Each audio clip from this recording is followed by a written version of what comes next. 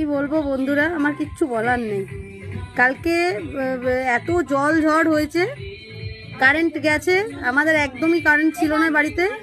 তো কাল রাত্রেবেলাতে আমি একটা পোস্ট করেছিলাম, তো সুইচ অফ হয়ে গেছে। আজ সকালে যেটা পোস্ট হলো, গুড মর্নিং পোস্ট, মানে গুড নাইট পোস্ট করেছি, যেটা গুড মর্নিংয়ে পোস্ট হয়েছে। তো যাই হোক বন্ধুরা, একটু মানে মানে কারো পাশে আমি থাকতে পারিনি কাল থেকে। মানে ফোনে একদম চার্জ নেই, একদম চার্জ ছিল না। তো আমি এই এতখানে আমি চার্জ দিয়ে বলি একটু বলে দিই তোমাদেরকে, মানে মানে যাচ্ছাদে অবস্থা। এত ঝড় হয়েছে, কারেন্ট চলে গেছে, মানে বিচিকিচি কাণ্ড একদম।